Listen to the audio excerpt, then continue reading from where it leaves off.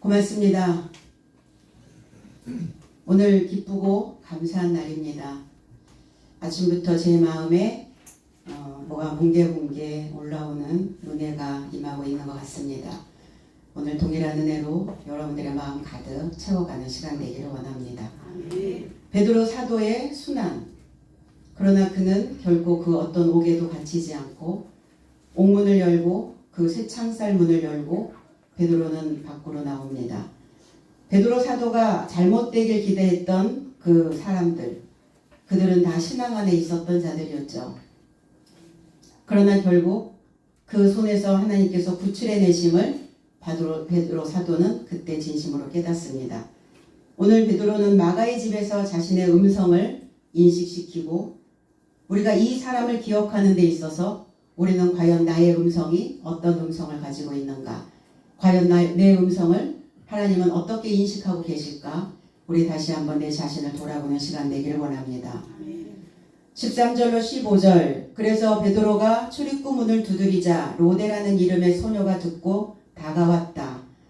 베드로의 음성을 인식하고 기쁨으로부터 출입구를 열지 못하고 뛰어들어가 베드로가 출입구 앞에 서 있다고 전하였더라.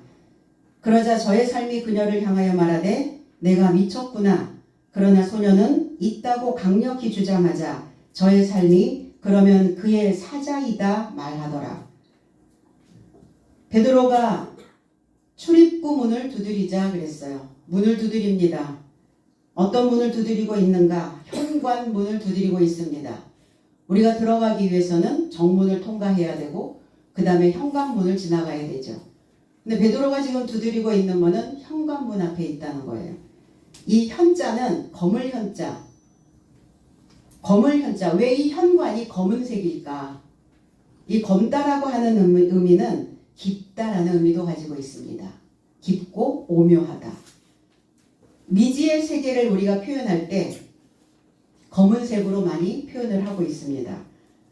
바로 이 현관은 어떠한 지식에 어떠한 도에 들어가는 관문이기도 합니다.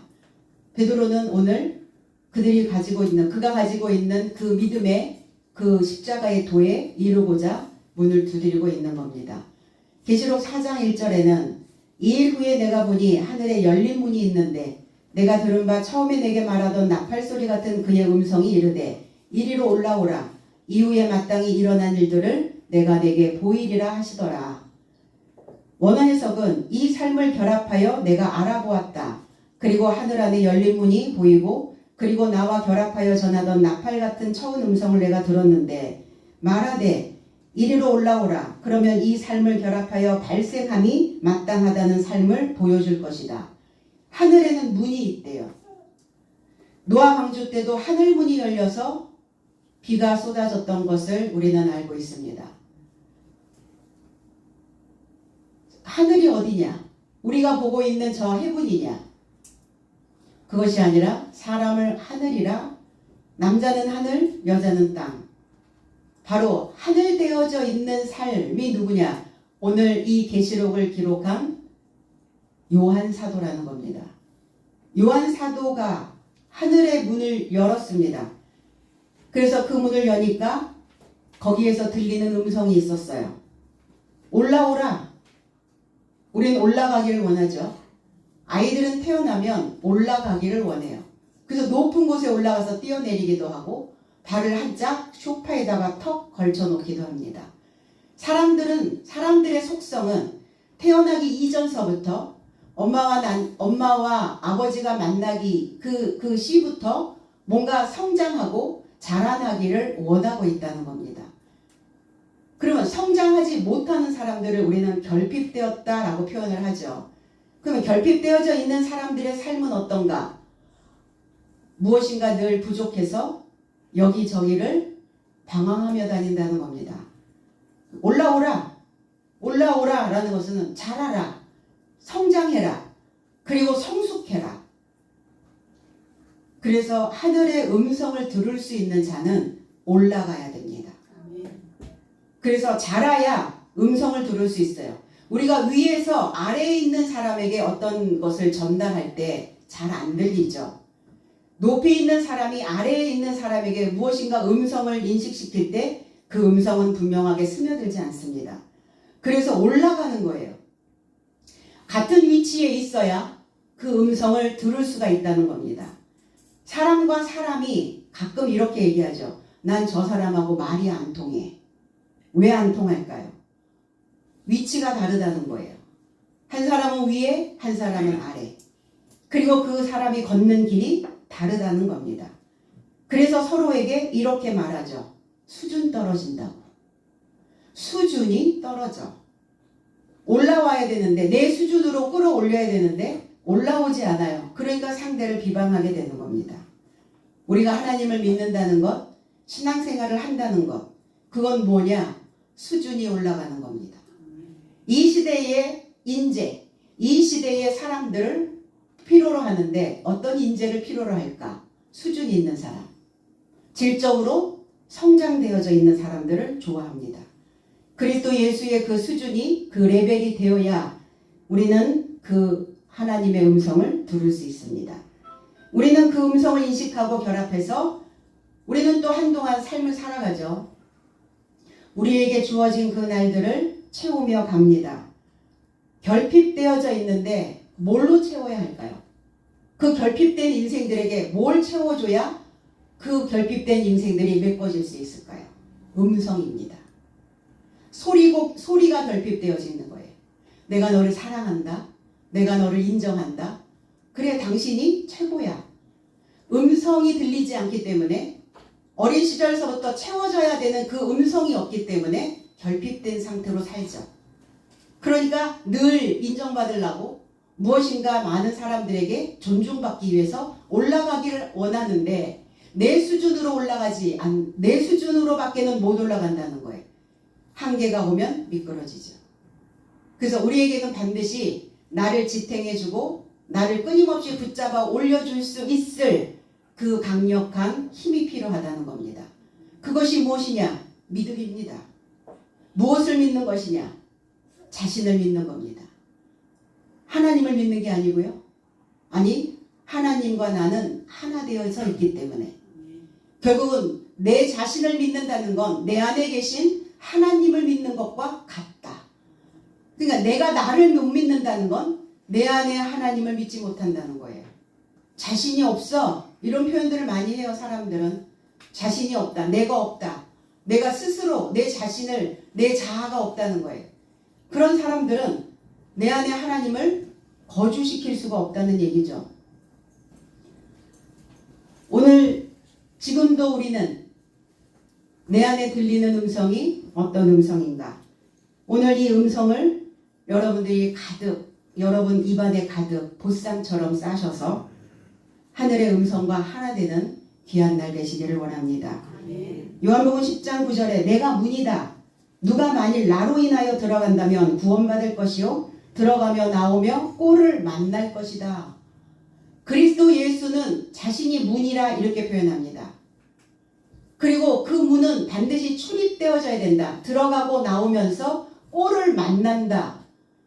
꼴을 먹는다 라고 해야 되는데 왜 꼴을 원어 해석에서는 만난다 라고 했을까? 그 꼴이 누구이기 때문에, 그 꼴이 무엇이기 때문에 사람을 채워야 하는 법이고 사람을 메꿔줘야 되는 생각들이기 때문입니다. 그러면 그 생각을 메꾸려면 무엇이 필요합니까? 부모로부터 들리는 음성이 필요하죠. 아, 우리 엄마는 또 이렇게 얘기하죠. 우리 아버지는 맨날 했던 말 또 하고 했던 말 또 하고. 과연 자녀들은 부모의 음성을 어떻게 인식하며 부모라고 하는 그 자체가, 가르치는 선생의 자체가 출입문이 되어진다는 거예요. 부모에게서 들어가고 나오면서 음성을 듣는 겁니다. 꼴을 만나는 거예요. 법을 만나는 겁니다. 우리는 과연 어떤 꼴을 먹고 있길래 어떤 꼴이 되어져 있는가? 사람들이 이렇게 말하죠. 네 꼴이 도대체 뭐냐? 이렇게 얘기해요. 꼴이 어땠다는 거예요. 그 사람의 모양이 어떻다는 겁니까? 그 음성을 인식하고 그 음성을 먹고 하나님의 음성을 듣고 하나님의 법을 먹은 사람은 하나님의 모양으로 만들어지겠죠. 그러나 그 법을 먹지 못하고 그 법을 만나지 못한 자는 사람의 모양이 만들어지질 않아요. 그러나 겉은 사람이나 속은 짐승과 같은 사람으로 본능에 충실한 그러한 삶을 살아가고 있다는 겁니다. 법과 원리를 만난 자는, 그 꼴을 만난 자는, 그리스도 예수를 만난 자는, 하나님을 만난 자는 어떻게 되어진다는 것인가? 구원을 받는데요. 건짐을 받는다는 겁니다. 왜 힘들어? 뭐가 이렇게 힘들어? 이렇게 물어보면 자기의 물에서 못 빠져나오니까 힘든 거예요. 자기의 사상 속에서 늘 허우적거리기 때문에 삶이 피폐해지는 것이죠. 그러면 그 꼴을 만난 자는 건짐을 받는다는 거예요. 건짐을 받으려면 어떻게 해야 되는가 생각해야죠. 우리의 신앙은 어디에 의존하고 가는가? 무엇을 의존하며 사는가? 감각에 의존하고 있다는 거예요. 어떤 내 느낌적인 것, 내 느낌이 그랬어. 필이 그렇게 왔어. 촉이 그렇게 왔어. 우리의 신앙은 그 촉이나 그 감각에 의존하는 신앙이 아니라는 거예요. 하나님의 법으로 만들어진 말씀 66권. 말씀 66권은 원리와 같습니다. 삶을 살아가는데 어떤 공식들이 필요하죠. 어떤 문제가 발생이 됐을 때 그 문제를 풀기 위해서 공식이 필요해요. 원리가 필요합니다. 그래서 그 문제를 그 원리에 이렇게 대입해 보면 문제가 풀리는 것을 우리는 경험하게 됩니다. 그래서 자기의 원리를 내가 만들어 놓은 나의 감각만을 추구하며 가고 있다면 우리는 나의 생각들을 뛰어넘지 못한 채, 그럼 내 생각을 뛰어넘지 못한다는 것은 결국은 구원을 만날 수가 없게 된다는 겁니다. 베드로 사도는 예수 그리스도의 문 안에 들어가고자 두드리고 있습니다.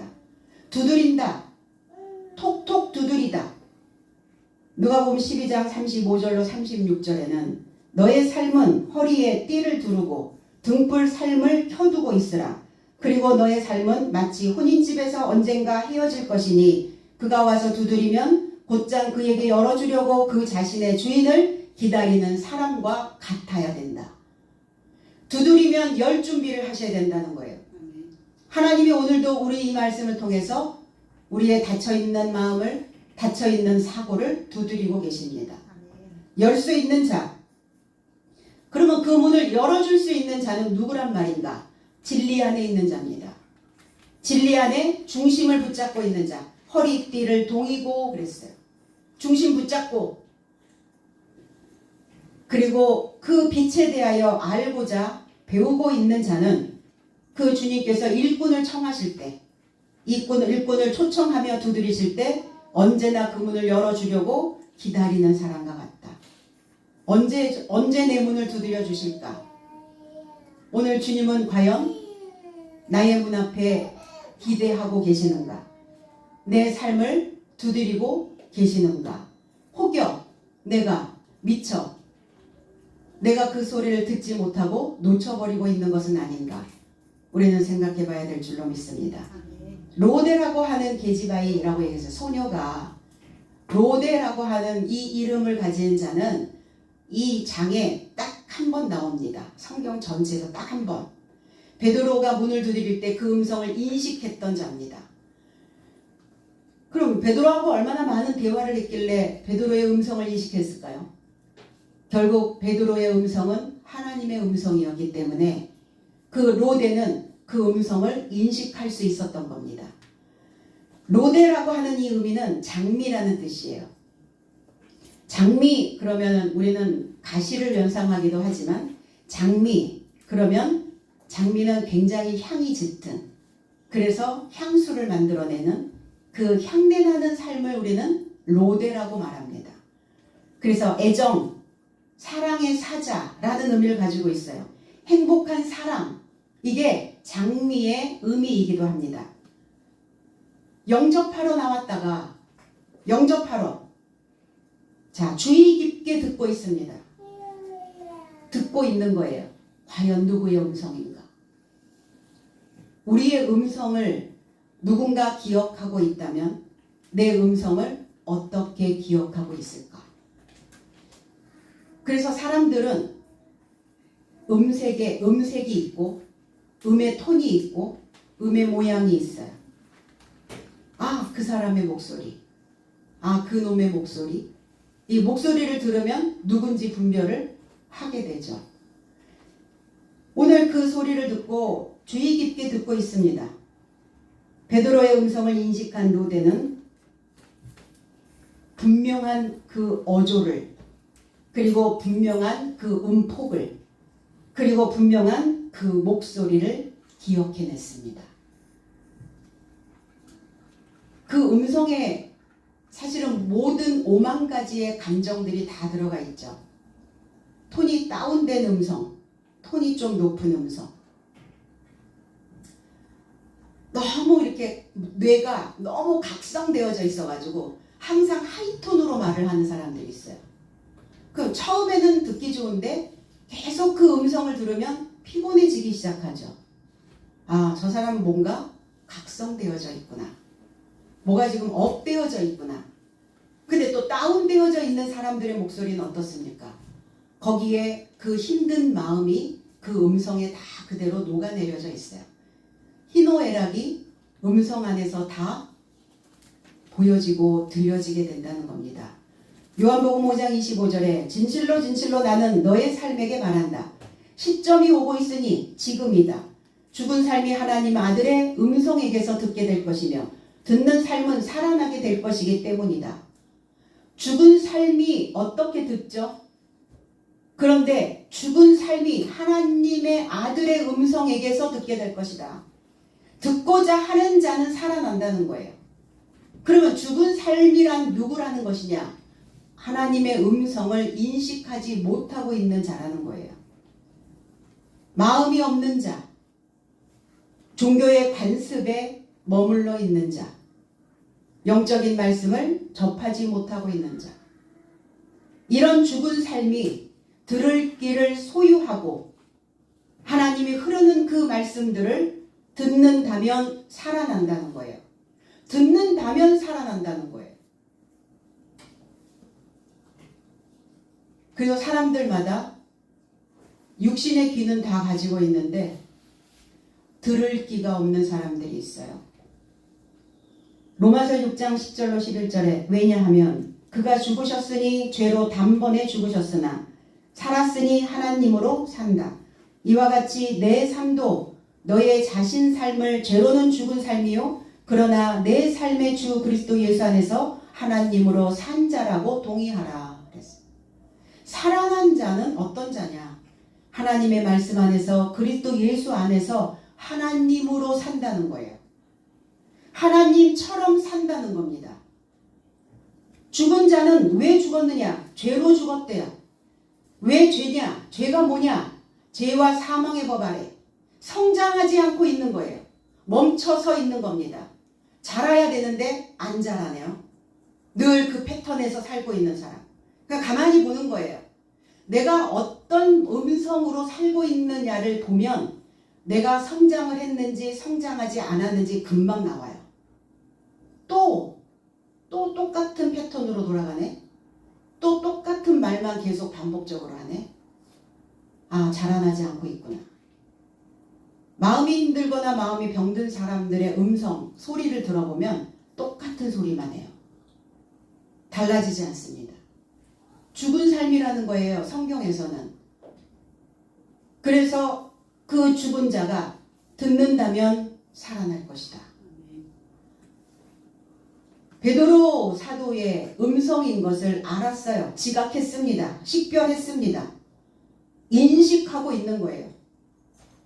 고린도서 6장 9절로 10절에는 무식한 삶 같으나 인식된 삶이요 죽은 삶 같으나 보라 너의 삶은 살고 훈육받는 삶 같으나 죽게 되지 않고 걱정하는 삶 같으나 항상 기뻐하고 가난한 삶 같으나 다수의 삶을 부욕해 하고 아무것도 없는 삶 같으나 모든 삶을 꽉 잡은 삶이다. 원어 해석은 그래요. 개역성경에는 무식한 삶 같으나 유명한 삶이요 이렇게 되어 있거든요. 유명한 삶이 아니에요. 인식한 삶이라는 거예요.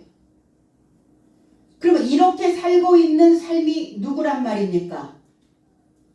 하나님께로부터 초청된 자들의 모습이라는 거예요. 하나님께 직분을 받은 자들의 모습이라는 겁니다. 모든 삶을 꽉 잡은 삶, 모든 삶이라는 것은 일곱째 날의 삶을 붙잡은, 일곱째 날이신 하나님을 붙잡은 삶이라는 거예요. 그러니까 그 하나님을 꽉 붙잡고 있으니까 어떻겠어요? 얼마나 든든하겠습니까? 우리의 백그라운드, 우리는 사람들은 이렇게 얘기하죠. 백을 이야기하죠. 백. 내 백그라운드가 뭔지 알아? 누군지 알아? 나 이러이러한 사람을 알아. 우리는 더더욱 얼마나 이 세상을 살아가면서 하나님이 나의 백이 되어주시는데 얼마큼 든든하겠냐고요. 그런데 계시는데 내가 붙잡아야 된다는 거예요. 내가 그분을 붙잡아야지. 내가 붙잡지 않으면 그거 허사죠. 인식된 삶, 그리고 훈육받는 삶, 죽게 되지 않는 삶, 살 길이 열려있는 삶, 기뻐하고 많은 사람들을 부욕해 하는 삶. 누구겠어요? 하나님의 일꾼이죠. 내 아버지의 품꾼은 그 양식이 얼마나 풍족한가. 아버지의 품꾼으로 사는 겁니다. 오늘 아버지의 품꾼이 만들어집니다. 그럼 그냥 왔겠어요? 그냥 아버지의 품꾼으로 인정받았겠어요? 꽉 붙잡았다는 겁니다. 그 문을 또 여전히 두드리고 있네요. 마태복음 7장 13절로 14절에는 좁은 문으로 인하여 들어가라. 이는 멸망에 이르고자 인도하는 문은 넓고 길은 광활하여 그것으로 인도하여 들어가는 삶이 많다. 이는 생명에 이르고자 인도하는 문은 좁고 길은 압박받으니 그것을 발견하는 사람이 적다. 신앙생활을 어떻게 할래? 물어보는 거예요. 넓은 길 갈 거냐? 좁은 길 갈 거냐? 왜 좁은 길이었겠어요? 왜 좁은 문이겠어요? 장애물이 많다는 거예요. 걸구적거리는 게 너무 많아요. 좁은 문을 통과하지 못하는 사람들은 방관자로 있기 때문에 좁은 문을 못 들어가는 겁니다. 이 정도로 믿으면 되겠지. 방관하는 그 장애물이 우리에게 있거든요. 그 길을 막으려고, 좁은 문으로 들어가는 그 길을 막으려고 방관하는 그 마음이 만들어져 있어요. 그러면 그거를 뚫고 지나가야죠. 사람들 속에는 바보의 벽이 하나씩 있답니다. 바보의 벽. 그 바보의 벽은 뭐냐면 내가 아는 게 전부야. 내가 알고 있는 것이 모든 것이야. 이렇게 착각하고 생각하는 바보의 벽들이 있답니다. 그럼 못 들어가죠. 좁은 문으로. 부숴야죠. 신앙 안에서 그 좁은 문을 어떻게 통과할 수 있나? 로마서 3장 10절로 12절에 기록된 바와 같이 의인은 없으니 하나도 없고 이해하는 자도 없고 하나님을 찾아내는 자도 없도다. 모든 삶이 엇나갔고 한결같이 무익하게 되었으니 자비를 행하는 자는 없으니 하나까지 없도다. 좁은 문을 통과하지 못하는 자들의 모습이에요. 그러면 좁은 문을 통과할 수 있는 자는 어떤 자냐? 하나님을 이해하고 하나님을 찾아내고 그리고 엇나가 있는 삶을 바로 잡고 정도를 가야 됩니다. 뭐로 가도 서울만 가면 된다? 그건 우리나라 속담이죠. 하나님의 나라는 뭐로 가면 안 돼요. 정도로 가야 됩니다. 모든 삶이 엇나갔는데 정도를 걷고 한결같이 유익하게 되었고 자비를 행하는 삶이 되었고 그러한 자만이 좁은 문을 통과할 수 있대요. 뭐 그렇게까지 믿어야 되나? 뭐 그렇게 어렵게 믿어? 마음이 강팍해지기 시작하죠. 그래서 마음의 미혹을 받아서 강팍해지는 거예요. 그 마음이 괜히 강팍해지는 게 아니라 내가 그 가는 길이 엇나가 있기 때문에 그 길을 알지 못하기 때문에 강팍해지는 겁니다. 아모스 선지자는 이렇게 말씀합니다. 5장 4절에 여호와께서 이스라엘 족속에게 이와 같이 말씀하시기를 너희는 나를 찾으라 그리하면 살리라. 하나님 믿기만 하면 되지 내가 왜 하나님을 찾아내야 된단 말입니까? 찾아내래요, 하나님을. 하나님은 구름 속에 감춰져 계십니다. 다 드러내지 않아요.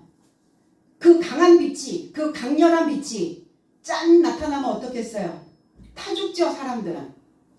그러니까 하늘에 있는 태양은 항상 구름에 가려 있고 이렇게 가려 있는 거예요. 바람에 가려 있고. 그러니까 찾아내서 믿는 거예요.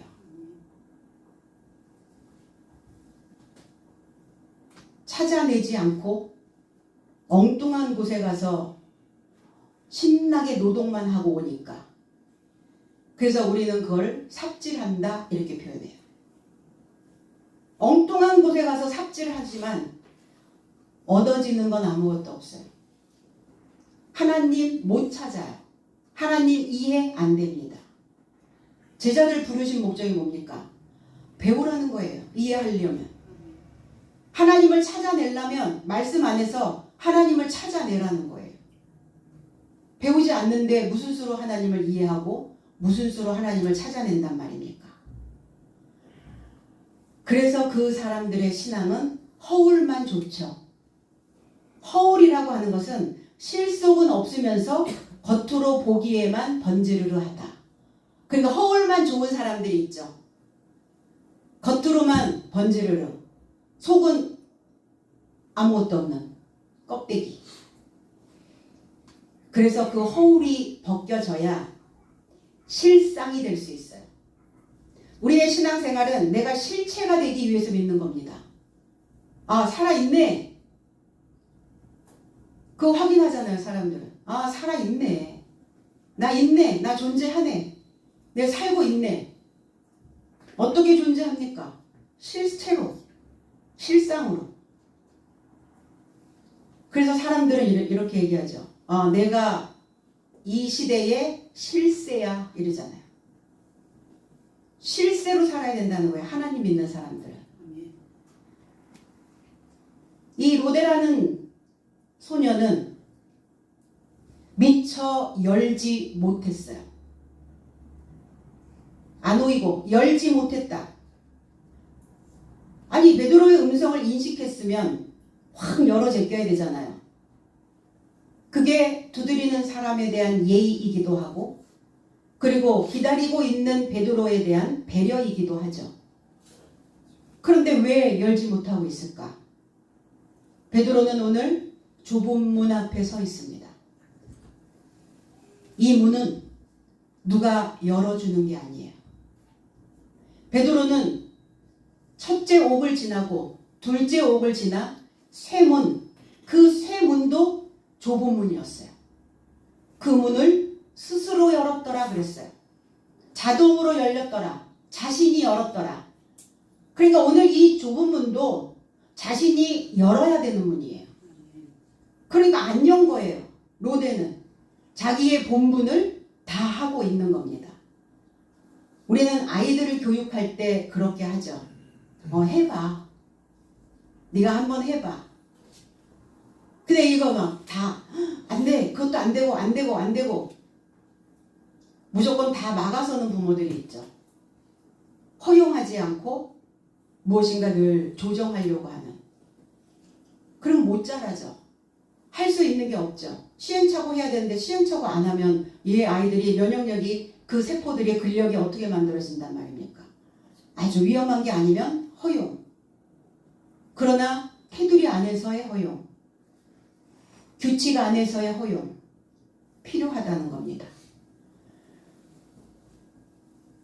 그러면 이 좁은 문을 뚫고 지나간다는 건 자신이 넓어진다는 거예요. 문을 확 열고 들어가면 어때요? 훤하잖아요. 넓은 장소가 나온다는 거예요. 그런데 이 문을 통과하려면 자신을 설득해야 합니다. 해야 해? 말아야 해? 굳이 내가 이렇게까지 내가 이렇게까지 힘들게 아니요. 설득해내야죠. 베드로도 두드리다가 아무도 없나? 하여 돌아갈 수도 있죠. 그는 설득하고 있는 겁니다. 그리고 그 문을 향하여 섰더라 그랬어요. 서 있다고요. 일어서 있다고요. 붙잡고 있다고요. 붙잡고 서 있다라는 것은 부활된 자의 모습이고, 부활된 자의 모습은 하나님께 자기의 인생을 맡기는 겁니다. 강한 분께 맡겨야, 우린 좀 권력이 있고 힘이 있고 능력이 있는 사람들에게 좀 맡기기를 원하죠. 내 자녀를 맡길 때도 그랬고, 내 자신의 삶이 누군가 나를 맡아주기를 원할 때도 힘 있는 사람들에게 나를 맡기기를 원해요. 그러니까 하나님께, 그 강한 분께 나를 맡겨야 내 뒤를 봐주실 거 아닙니까? 우리 왜 힘 있는 사람이 필요한 거예요? 내 뒤 좀 봐달라고. 백그라운드 내달라고. 받쳐달라고. 내가 목 잡고 뒤로 넘어갈 때 좀 받쳐달라고. 그런 일들이 발생될 때 받쳐주면 훨씬 더 힘이 되잖아요. 베드로처럼 말씀을 붙잡고 그리스도 예수를 붙잡고 우리의 삶을 맡기는 그 하나님의 일꾼들이 되시기를 원합니다. 누란 자위라는 뜻이 있어요. 누란 자위. 누란 자위라는 말은, 누란이라고 하는 의미는 높이 쌓아 올린 알이라는 뜻이에요. 높이 쌓아 올린 알. 그러니까 이 누란 자위라는 뜻은 높이 쌓아 올린 알처럼 누가 조금만 툭 건드려도 금방 흔들려서 무너지고 깨져버리고 마는 상태. 뭔가 그 사람을 보면 위태롭고 뭔가 조급하고 뭔가 불안한 상태. 누란 자위. 그럼 신앙이 이러면 안 되잖아요. 우리 하나님께 딱 맡기고 하나님께 딱 붙잡히고 말씀으로 나를 동이고 이거 해야 되는데 혼자서 그냥 헛개비처럼 날풀나풀 다니니까 누란 자위 같은 거예요. 금방 쏟아져서 깨져버릴 것 같은 인생. 불안하죠.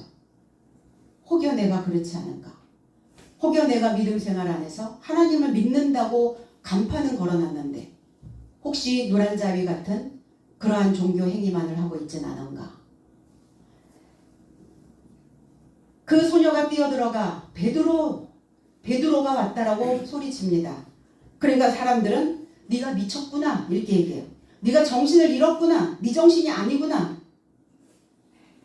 근데 이 소녀는 힘써 말합니다. 강력하게 말합니다. 장담합니다. 호언장담 이렇게 얘기하죠. 확신을 가지고 자신 있게 말하는 거예요. 분명 베드로의 음성이었다고. 그것을 자신 있게 밀고 나가는 거예요. 우리 어떤 확신이 있는, 자신이 있는 일에는 어때요? 목소리가 커지죠. 장담하죠. 내가 확신한다고. 내가 보장한다고. 혹여 우리 주변에 이 로데처럼 하나님의 음성을 인식시켜주는 사람이 있지 않은가. 들을 길을 소유하지 못한 사람들은 그런데 말씀을 들으면서도 확신을 가지지 못한다는 거예요. 누군가 나처럼 해봐. 나처럼 믿어봐. 나처럼 살아봐. 내가 보장할게. 내가 장담할 수 있어. 너 그 신앙생활 안에서 이렇게 가기만 하면 그렇게 되어줄 수 있다라는 거 내가 장담한다. 누군가 이렇게 음성을 들려주는 사람이 있거든. 들을 길을 붙잡으시기 바랍니다. 로데 소녀는 장비에 박혀있는 또 그 가시처럼 음성을 들으면 그 소리가 귀에 콕콕 박히는 거예요. 그래서 사람들의 음성이 즉각적으로 인식이 되는 거죠. 그런데 사람들은 청각적 사람과 시각적 사람들이 있어요. 그럼 하나님은 어떤 사람들을 좋아하실까? 뭘 봤다. 뭘 보고 쫓아다니는 사람들이 있어요. 좋아하지 않습니다. 청각적 사람을 좋아해요. 들었어. 들어야 순종이 되죠. 순종이 제사보다 낫다는 표현이 뭡니까? 청각적 사람을 좋아하신다는 거예요. 그 사람을 기뻐하신다는 겁니다. 그래서 우리는 이 청각을 발달시키셔서 나를 이롭게 하는 그 소리에 내 귀를 내주셔야 합니다. 말귀를 못 알아듣는 사람이 있고요. 말을 아예 듣지 않는 사람이 있어요. 말귀를 못 알아들으면 반복해서 착실하게 진심으로 다시 알려줄 수 있어요. 그런데 귀를 막아서 들으려고 하지 않는 사람들이 있어요. 자기 생각 안에, 자기의 감각적 안에, 자기의 사고 안에 멈춰있는 사람들. 그러니까 들을 귀를 만들지 않으면 안 들려요. 그리고 나의 상태를 내가 이해하려면 나의 귀에 담긴 음성을 나는 얼만큼 소화하고 있는지, 내 내면의 상태와 내 신앙의 수준이 어떻게 되어져 있는지가 보인다는 거예요. 난 과연 잘 듣는가? 그 정말 필요한 말은 안 듣고 또 엉뚱한 소리는 또 잘 듣죠. 왜 그런지 모르겠어요. 우리의 인생을 뭐라고 얘기합니까? 사람들은 인생은 60부터다 이렇게 얘기해요. 그 말이 맞아요. 그렇게 말하는 이유가 있어요. 50은 지천명, 하늘의 이치를 깨닫는. 그래서 60이 되면 이순이라고 얘기하죠. 귀가 열리는 시기예요. 그래서 그때 깨달음을 인식하고 인생을 시작하는 시기라는 겁니다. 뭔가 소리를 인식하고 사람들의 소리를 귀담아 듣고 귀를 여는 시기. 그래서 그 이순이 되면 듣는 대로 이해할 수 있다는 거예요. 그 이순을 잘 지내고 나면 칠순이 되죠. 그래서 고희가 되면 귀를 열어서 잘 듣고 온 사람들은 드문 사람이 돼요. 아, 저 사람 참 남달라. 저 사람 참 드물어. 이 시대에 저런 사람 참 드물더라. 저렇게 믿는 사람 드물어. 저런 그리스도인 드물어. 그래서 70이라고 하는 이 고희라고 하는 단어가 예로부터 드물다 이런 뜻을 가지고 있어요. 흐르면서 그 흘러내려온 삶이 흔하지 않은 삶이 되는 거예요. 흔하다는 것은 싸구려다는 거예요. 흔하지 않다는 것은 값지다는 겁니다. 우리는 그래서 한정판을 좋아하죠. 명품인데 한정판이래. 사람들 줄 서서 하더라고요. 새벽부터. 왜요? 내가 흔하지 않은 사람이 되려고. 내가 값싼 삶이 되지 않도록. 그러려면 뭐 해야 되느냐? 하나님의 음성을 내 귀에 인식시켜야 될 줄로 믿습니다. 사람들이 이렇게 말합니다. 그의 천사더라. 그가 보낸 천사겠지. 베드로가 보낸 소식일 거야. 에이, 베드로가 옥에 갇혀있는데, 헤롯의 옥에 갇혀있는데 어떻게 빠져나올 수 있겠어? 아마 베드로는 그 옥을 나오는 어떤 사람에게, 타인에게 내 소식을 좀 전해달라고 부탁했을 거야. 그런데 베드로는 아니야. 믿음이 없는 자들인가요? 믿을 수가 없는 거예요. 베드로가 그 옥에서 빠져나왔다라는 것이 믿겨지지가 않는 겁니다. 그래서 베드로의 천사일 것이다. 천사, 앙겔루스, 천사, 소식, 목자, 소식을 가지고 온 자일 것이다. 오늘 우리에게 어떤 소식이 들려옵니까? 기쁜 소식. 그 기쁜 소식은 내가 하나님의 품꾼으로 풍족하게 되어진다는 소식입니다. 내가 기름지게 된다는 거, 내가 부자로 산다는 거, 그거만큼 기쁜 소식이 어디 있겠어요? 사람들 열심히 왜 일합니까? 부자로 살려고요. 어디가 부자여야 됩니까? 사고가, 생각이, 귀가 부자여야 돼요. 그래서 귀에서 흘러들어가는 그 음성이 나로 하여금 풍족한 삶을 누릴 수 있도록 해야 될 줄로 믿습니다. 그래서 내 주변에, 나의 생태계, 내 주변에 있는 음성이 어떤 확신에 찬 그 호언장담하는 그 확신을 가지고 자신 있게 이렇게 믿어야만 된다라고 주장하거든 반드시 들어주시기 바랍니다. 그래서 하나님께서도 그제서야 나의 음성을 인식하신다는 겁니다. 아, 그 목소리, 아, 너구나, 너 왔구나. 이 믿음 생활에 우리가 듣기를 다하여 듣는 것을 주력해서 하나님의 쓰시기에 적합한 일꾼으로 우리 모두가 다 오늘 이 자리에서 임명되시기를 나사렛 예수 그리스도 이름 안에서 축복합니다. 기도하겠습니다.